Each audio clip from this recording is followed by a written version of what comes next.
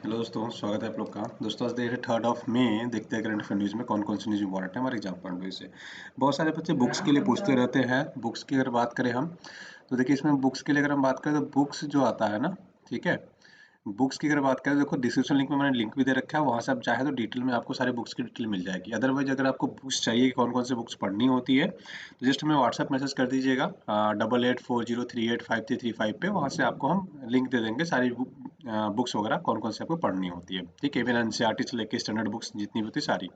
उसके अलावा देखो एनसीईआरटी का हमारा वीडियो पैक है, अगर आप ज्वाइन करना चाहते हो आप ज्वाइन कर सकते हो। सबसे बेसिक से जो स्टार्ट करने की बातें करते हैं, ठीक है। क्योंकि देखो एनसीईआरटी में हमें ये नहीं पता होता ना कि क्या पढ़ना है क्या छोड़ना है, तो आपको यहाँ से सारी इन्फॉर्मेशन मिल जाएंगी। जैसे ही आप एनसीईआरटी खत्म करते हो उसके बाद फाउंडेशन कोर्स हमारा ज्वाइन कर सकते हो। आपका 10th मई से हमारा फाउंडेशन कोर्स स्टार्ट हो रहा है, ठीक है। फाउंडेशन कोर्स 2 स्टार्ट हो रहा है, ठीक है। वेरियस कोर्सेज हमारे जो ज्वाइन करना चाहता है वो ज्वाइन कर सकता है, ठीक है। पेमेंट मेथड में बता रखा है, आप ऐप के थ्रू भी पेमेंट कर सकते हो। हमारा डीकेएस आईएएस एकेडमी का ऐप है, प्ले स्टोर पे जाइए, सर्च करिए डीकेएस आईएएस एकेडमी, ठीक है। तो आपको वहाँ पे मिल जाएगा, आप आराम से उसको डाउनलोड कर सकते हैं, वहाँ से डायरेक्टली परचेज कर सकते हैं। अदरवाइज आप चाहे तो यहाँ से हमें डायरेक्टली पेमेंट कर सकते हैं अकाउंट में, फोन पे, पेटीएम, गूगल पे से भी पेमेंट कर सकते हैं आप, ठीक है।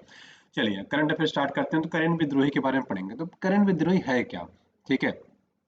अगर करेंट विद्रोहियों की बात करें तो सबसे पहले तो आप ये जानोगे कहाँ के हैं।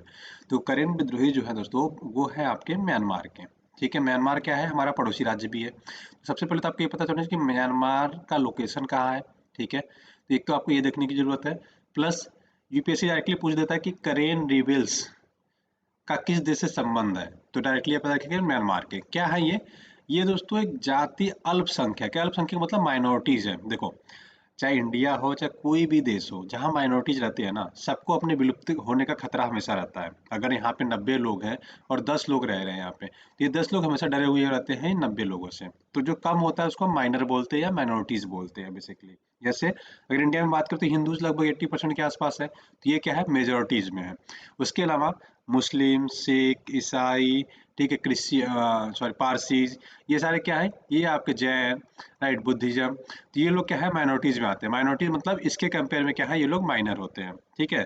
तो यहाँ पे क्या है, जो आपका करेन है ये बेसिकली क्या है, अल्पसंख्यक है। तो ये जो काइन देख रहे हो, ये क्या काइन बोलते हैं इसको, ये वाला एरिया, राइट, इसको ये लोग कहते हैं एक अलग से देश बनाने के लिए, ठीक है। काओथोली नाम देते हैं इसको ये, और ये कहते हैं कि इसको एक देश बना दो, ठीक है। जो कैन विद्रोही हैं, ये करेन विद्रोही हैं, ये कहते हैं कि इसको काइन को एक अलग से स्टेट हम बनाना चाहते हैं, कि अलग से देश बनाना चाहते हैं हम म्यांमार से अलग होके। बेसिकली इनकी लड़ाई यही है, ठीक है। तो इनका एक बहुत पुराना मतलब 1949 से ही लड़ रही है काउथोली के नामक एक स्वतंत्र राज्य बनाने के लिए, ठीक है। तो एक अलग से एक राज्य बनना चाहते हैं, देश बनना चाहते हैं, बेसिकली इसके लिए लड़ते रहते हैं, ठीक है। ये आप एरिया देख रहे हो, ये देखो यहाँ पे है ये वाला, ठीक है। तो ये इनका एक यूनियन भी है जिसको हम बोलते हैं करेन नेशनल यूनियन। तो ये थोड़ा सा याद रखिएगा। एक प्रमुख राजनीतिक संगठन भी है इनका, जो थाईलैंड की सीमा पे, थाईलैंड इधर आपका थाईलैंड आता है। तो जस्ट अभी हम मैप देखेंगे तो आपको थोड़ा सा चीजें आसानी से और क्लियर हो जाएगी। इतनी चीजें जस्ट आपको याद रखना है, थोड़ा मैप में देख के समझने की कोशिश करते हैं हम लोग। देखो ये मैप है, ठीक है। ये तो हमने कहीं को दिखा दिया आपको। आप म्यांमार के बारे में अगर याद रखना है तो आप क्या लिख लो, कैपिटल याद रखोगे नायपीताओ, राइट। इसका कैपिटल क्या है, नायपीताओ। प्लस रंगून एक प्लेस याद रखिएगा जो इंपॉर्टेंट है, बागो, पटेन, ठीक है। ये थोड़े से फेमस प्लेसेस है। प्लस इरावदी नदी भी यहीं से गुजरती है, तो थोड़ा सा आपको ये याद रखना है, ठीक है। और सान प्लेटू, सान का पठार यहीं पे है, तो ये भी थोड़ा सा आपको याद रख सकते हो। किसके साथ इसका इंटरनेशनल बॉर्डर लगता है ना, ये थोड़ा सा आपको जस्ट पता होना चाहिए, ठीक है। किन किन देशों के साथ इंटरनेशनल बॉर्डर लगता है, तो आप यहाँ पे देखोगे। सबसे पहले देखो ये लगता है बॉर्डर बांग्लादेश से, ठीक है। इसके बाद ये यहाँ से लेके यहाँ तक का पूरा बॉर्डर लगता है इंडिया से, ठीक है। इसके बाद यहाँ से यहाँ तक का बॉर्डर लगता है चाइना से। फिर इसके बाद बॉर्डर लगता है ये थोड़ा सा लाओस से, ठीक है। इसके बाद ये बॉर्डर लगता है पूरा इनका किससे, थाईलैंड से, ठीक है। तो करेन कहाँ है, करेन यहीं पे, ये वाले कईन वाले इलाकों को ये लोग क्या करना चाहते थे, एक अलग से देश बनाने की बातें कर रहे थे, राज्य बनाने की बातें कर रहे थे, ठीक है। तो इनके पड़ोसी देशों को भी याद रखें, कौन कौन सा है, Bangladesh, India, China, Laos, Thailand, ठीक। चलिए आगे बढ़ते हैं। तिहान्नी मॉड्यूल, बेसिकली अगर बात करें दोस्तों, तो आपको पता होगा कि इंटरनेशनल स्पेस स्टेशन है, कौन सा, आईएसएस जिसको बोलते हैं, ये रहा आपका, ठीक है। इसको बोलते हैं इंटरनेशनल स्पेस स्टेशन। अब इसकी अगर बात करें हम, ठीक है, ये तो 5 देशों ने मिलकर बना रखा है। अब चाइना कहता है कि भैया हम ऐसा ही कुछ बड़ा करेंगे और हम अपना बनाएंगे ये इस पे चाइना स्पेस स्टेशन, इतना बड़ा सा हम स्टेशन बनाएंगे, पूरा ये मॉड्यूल दिया इन्होंने, बोला कि हम ये पूरी ऐसे बनाएंगे, राइट। तो कहना बहुत आसान होता है, बनाने में बड़ा टाइम लग जाता है। ये 5 देश मिलके यहाँ पे पूरा सेटअप कर रखे हैं और चाइना कहता है हम अकेले बनाएंगे, हमारा सेल्फ इन्वेंटेड होता है। अच्छा, स्पेस स्टेशन में होता क्या है? जैसे स्पेस में कोई चीज़ रिफ्यूलिंग करनी है या फिर कुछ मरम्मत करना है या फिर यहाँ पे रह के अवलोकन करना है, ऑब्जर्वेशन करना है, कोई सेटेलाइट से उसमें रिपेयरिंग का काम करना है, कुछ तो दिक्कत हो रही है, कहीं भी कुछ प्रॉब्लम्स हो रही है, सिग्नल भेजना है, स्पेस में कैसा सब कुछ चल रहा है, स्पेस का ऑब्जर्वेशन करना है, तो ये सारे काम करते हैं लोग इंटरनेशनल स्पेस स्टेशन से। ठीक है। तो चाइना कहता है कि भैया हम आपका अपना खुद का स्पेस स्टेशन बनाएंगे, जिसको उन्होंने थियांगोन नाम दिया। ठीक है, तियांगोंग। ठीक है, नाम दिया इन्होंने, बोला कि हम अपना खुद का बनाएंगे, तो अकेले ही बनाने के लिए इन्होंने ठान ली है। ठीक है, तो बेसिकली ये याद रखना है, जो आपको एग्जाम पॉइंट से थोड़ा सा इंपॉर्टेंट भी हो जाता है। ठीक, चलिए आगे बढ़ते हैं। वर्ल्ड ओल्डेस्ट वाटर की बात करते हैं, विश्व के सबसे प्राचीन पानी की बात कही जा रही है। तो बेसिकली कहाँ मिला है? तो कनाडा में मिला है। तो आपसे इतना ही पूछा जा सकता है कि विश्व का प्राचीनतम पानी जो मिला है वो कहाँ पे मिला है? तो कनाडा में मिला है। लगभग कहा जाता है दोस्तों, जो समुद्र का पानी जितना खारा होता है ना, ये लगभग उससे 10 गुना खारा है। ये देख रहे हो, 10 गुना खारा है इससे। ठीक है, ये थोड़े से पॉइंट्स याद रखिए जो आपके एग्जाम पॉइंट से रिलेवेंट है, बाकी बहुत ज़्यादा इसमें इंपॉर्टेंट नहीं है। ठीक है, तो बेसिकली इससे फायदा क्या होगा? इससे ये होगा कि जीवन सबसे प्राचीन पानी, सबसे पुराना पानी है, प्लस जीवन की शुरुआत में लोग कैसे पानी पीते रहे होंगे, थोड़ा सा ये सब आइडिया हो जाएगा। ठीक है, तो थोड़ा सा ये याद रखिएगा जो आपके एग्जाम पॉइंट से रिलेवेंट हो जाता है। मैक्स 1407। अगर मैक्स 1407 की अगर बात करें, ठीक है, तो ये सोयाबीन की एक नई प्रजाति है, जिसमें इन्होंने क्या किया है? मॉडिफाइड किया, इनके जीन को मॉडिफाइड करते हैं, जिसको जेनेटिकली मॉडिफाइड बेसिकली क्रॉप्स बोलते हैं इनको हम। ठीक है, तो इसमें इन्होंने थोड़ा सा मॉडिफिकेशन करके क्या क्या है, इसमें जैसे जो कीड़े इसमें लग जाते हैं, जैसे हम बीज इनका अगर खेतों में डालते हैं, राइट, जैसे खेतों में बीज डालते हैं तो क्या, तो कीड़े लगते हैं, तो उन कीड़ों को मार देगा, ऐसा इसमें हमने क्या किया है? मॉडिफिकेशन कर दिया, इसी के अंदर, बीज के अंदर ही कर दिया। तो जो बीज डालेंगे उन कीड़ों खाना भी चाहेंगे तो वो मर जाएंगे, या तो फिर उनके ऊपर काम नहीं करेगा बेसिकली, मतलब कि वो खाएंगे ही नहीं इसको। ठीक है, तो ऐसा ही इसमें मॉडिफिकेशन किया जाता है, इसको हम बोलते हैं कीट प्रतिरोधी किस्म का, मतलब कीट खाते ही क्या होते हैं? मर जाते हैं।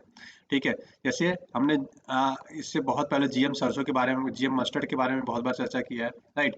तो ऐसे जीएम ब्रिंजल आता है, जेनेटिक मॉडिफाइड ब्रिंजल आता है, जिसमें मॉडिफिकेशन करते हैं थोड़ा सा कि हम कीड़ों से बचा सके। अभी कहाँ कहाँ उपयोग होगा? असम, पश्चिम बंगाल, झारखंड, छत्तीसगढ़ और पूर्वोत्तर, नॉर्थ ईस्ट के राज्यों में बेसिकली इसका यूज किया जाएगा। आगरकर रिसर्च इंस्टीट्यूट पुणे के द्वारा इसको विकसित किया गया, थोड़ा सा ये याद रखेंगे आप। ठीक है, तो ये अगर आपसे पूछ ले कि मैक्स 1407, आप देखो, आपके दिमाग में दो ही चीजें आएंगी क्या? या तो कोई मिसाइल है या तो किसी जहाज का नाम है। ठीक है, ऐसे ही नाम ही है, मैक स्पीड से रिलेटेड है, राइट। तो आप किसी मिसाइल का नाम ले लोगे, या तो फिर कहोगे किसी, कुछ तो ऐसा है जो इन टेक्नोलॉजी से रिलेटेड है। हाँ, टेक्नोलॉजी से रिलेटेड है, लेकिन ये याद रखना है आपको थोड़ा सा। ठीक है, तो ये आपके एग्जाम पढ़ने से थोड़ा सा रिलेवेंट भी हो जाता है। चलिए आगे बढ़ते हैं। अ, ठीक है। अच्छा, एक चीज़ यहाँ पे मैंने ऐड किया, खरीफ की फसल क्या होती है, रबी की फसल क्या होती है, जायद की फसल क्या होती है। बहुत सारे लोगों को ये पता नहीं होता है। ठीक है, देखो खरीफ का मतलब क्या होता है? लगभग ये जून जुलाई के आसपास बोई जाती है, सितंबर अक्टूबर में काट लिया जाता है। जून जुलाई के आसपास बोई जाती है, सितंबर अक्टूबर के आसपास काट लिया जाता है। अब इसमें क्या होता है? देखो गर्मी के टाइम में क्या क्या लगता है? जब बरसात होती है तो हम क्या करते हैं? चावल की खेती, धान की खेती जिसको बोलते हैं, धान लगता है। और जितने बेसिकली दाल वाले चीजें होती है, ज्यादातर इसी टाइम पे उगती हैं, जैसे मक्का, ज्वार, बाजरा, अरहर, मूंग, उड़द, कपास, जूट, मूंगफली, सोयाबीन। ये सारी चीजें कब उगती है? गर्मियों के टाइम पे। ठीक है, जून जुलाई के आसपास, राइट। इसके अलावा रबी की फसलें, रबी का मतलब क्या होता है? विंटर सेशन के टाइम पे। विंटर सीजन के टाइम पे क्या क्या होता है? आप देखते हो खेतों में क्या होता है? गेहूं होती है, खिचड़ी का टाइम होता है ना, गेहूं होते हैं हम लोग, राइट। फिर जौ होता है, फिर मटर भी ठंड के टाइम पे ही आता है। उसके अलावा क्योंकि आप चूड़ा मटर खाते हो, राइट, ऐसे कुछ खाते हो ना, ठीक है, पुलाव खाते हो, राइट। ये ठंड के टाइम पे ज्यादा होता है। उसके बाद चना, ठीक है, उसके बाद सरसों। ये सारी की चीजें कब होती है? सरसों तो वैसे हम इस टाइम पे भी उगा लेते हैं, बट जनरली इसी टाइम पे उगता है, ठंड के टाइम पे। क्योंकि देखो कि आप गेहूं के खेत में ही क्या करते हैं हम लोग? सरसों को बीज का छिड़काव कर देते हैं, राइट। तो ये बेसिकली होता है जो आपकी रबी के टाइम होता है, ठंड के टाइम पे होता है। ये अक्टूबर नवंबर में, अक्टूबर से दिसंबर के आसपास बोई जाती है, और अप्रैल जून के मध्य कटाई कर ली जाती है। अब देखो अप्रैल से जून तक का यहाँ टाइम हो गया, प्लस यहाँ पे जून जुलाई, तो जो बीच का टाइम होता है ना, अप्रैल से लेकर मई जून जुलाई अगस्त तक, ठीक है, इसमें क्या करते हैं हम लोग? जायद की फसलों का मौसम होता है, जैसे तरबूज। जैसे इस समय देखोगे, मई में आपको देखोगे तो मार्केट में तरबूज मिल रहा होगा। ककड़ी, ककड़ी भी आता है इस समय। सब्जियां आती हैं, चारों की फसलें आती हैं, कस्तूरी आते हैं। ठीक है, तो ककड़ी तो आपको इस समय दिखता होगा, खीरा दिखता होगा, राइट। खीरा, ककड़ी, तरबूज। तो देखो आपने ये चीजें नहीं भी पढ़ी है ना, तो अगर आपने थोड़ा सा ऑब्जर्वेशन किया है तो आपको बहुत सारी चीजें क्लियर हो जाएंगी। कि जायद की फसलें क्या होती है, बस इतना डिफरेंस पता होना चाहिए कि खरीफ, रबी और जायद में डिफरेंस क्या होता है। अगर आपको इतना पता है तो आप समझ लो कि जायद का मतलब ये है कि ये होता है कि रबी और खरीफ के बीच वाला टाइम। तो इस समय क्या आ रहा है, मई जून का टाइम आ गया, राइट। खरीफ की मतलब गर्मी, रबी के मतलब सूरज। रवि का मतलब सूरज, ऐसे याद रखिएगा। रवि रवि रवि किसको बोलते हैं, सूरज को बोलते हैं ना। तो ठंड में क्या होता है, सूरज की कमी होती है, तो इसलिए हम रवि को पुकारते रहते हैं, रवि रवि रवि रवि। ऐसे याद रखोगे तो शायद आपको निमोनिक्स बना के याद भी रह जाएगा, राइट। बीटीएन ने क्या किया दोस्तों, इन्होंने स्वचालन जो स्वचालित सेल्फ ड्राइविंग कार्स होती हैं या मोटर्स होते हैं, उसके लिए इन्होंने अपना नियम, रूल्स रेगुलेशंस निर्धारित कर दिया है, ठीक है। अब सेल्फ ड्राइविंग क्या होती है, जैसे आप कोई कार चलाता है ना, तो पर्सन चलाता है, ठीक है। ब्रिटेन अभी इस लेवल पे जा रहा है कि वो कह रहा है कि हम सेल्फ ड्राइविंग के ऊपर काम करेंगे, मतलब अब स्टार्ट कर देंगे क्या। मतलब आपको यहाँ से लेके मान लेते ए प्लेस से बी प्लेस तक जाना है, ठीक है। ऐसे ऐसे रास्ता है पूरा घूम फिर के, ऐसे ऐसे।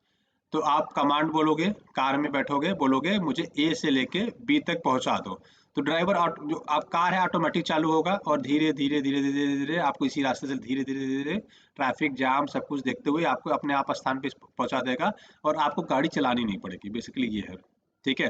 अब इसमें अधिकतम परमिसेबल स्पीड क्या है, 60 किलोमीटर प्रति घंटे, ठीक है। इसमें तेजी से ब्रेक लगाने की सुविधा भी रहेगी, इनपुट आउटपुट सब कुछ सुविधाएं रहेंगी, लेकिन ऑटोमेटिक रहेगा, सॉफ्टवेयर के थ्रू सब कुछ चलेगा, ठीक है। ये थोड़ा सा याद रखिएगा। यहाँ मैंने देखो कुछ चीज ऐड की, देखो इंग्लैंड किसको बोलते हैं पता है आपका, ये जो वाला इलाका है ना इंग्लैंड, लंदन, ये इसको हम बोलते हैं इंग्लैंड। और इसको बोलते हैं ग्रेट ब्रिटेन। स्कॉटलैंड, वेल्स और इंग्लैंड को मिला देते हैं तो इसको बोलते हैं हम क्या, इसको बोलते हैं ग्रेट ब्रिटेन। इसको बोलते हैं आपका इंग्लैंड, राइट। अब इसमें से नॉर्दर्न आइलैंड को भी इंक्लूड कर देते हैं तो इसको हम बोलते हैं यूके। तो आपने सुना होगा ना, यूके अलग हुआ था किससे, ब्रेग्जिट हुआ था, यूरोपियन यूनियन से यूके अलग हुआ था। तो यूके में मतलब क्या था, नॉर्दर्न आइलैंड, स्कॉटलैंड, आप इसमें आपका उसके अलावा क्या था, इंग्लैंड था, वेल्स था, ये सारे अलग हो गए थे, ठीक है। तो ये थोड़ा सा याद रखिएगा जो आपके एग्जाम पढ़ने से रिलेवेंट हो जाता है। चलिए एक इमेज के थ्रू और देखने की कोशिश करते हैं, देखो ये है, ठीक है।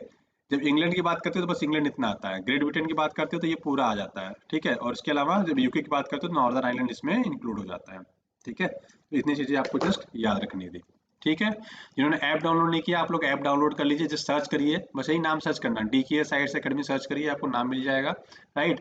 जिन्होंने एनसीईआरटी के कोर्स ज्वाइन नहीं किया दोस्तों, एनसीईआरटी कोर्स ज्वाइन कर लीजिए, लॉकडाउन का टाइम चलने वाला है अभी, तो आप आराम से घर पे रह के पढ़ाई करिए, ठीक है। फाउंडेशन कोर्स भी हमारा 10 मई से स्टार्ट हो जाएगा, ठीक है। इसमें आपको बहुत सारी चीजें मिलेगी, अल्टीमेट टाइम वीडियो देख सकते हैं, लाइफ टाइम वैलिडिटी रहेगी, वीडियो को डाउनलोड कर सकते हैं, ऑफलाइन ऑफलाइन ऑनलाइन सब कुछ, राइट। उसके अलावा पेमेंट मेथड मैंने बता रखा है, पेमेंट मेथड यही है, जिनको पैक लेना होगा आप कॉन्टैक्ट कर सकते हैं, ठीक है। तो आज की वीडियो में बस इतना ही रखते हैं। वीडियो देखने के लिए बहुत बहुत धन्यवाद, आपका दिन शुभ हो। Thank you so much, have a great day.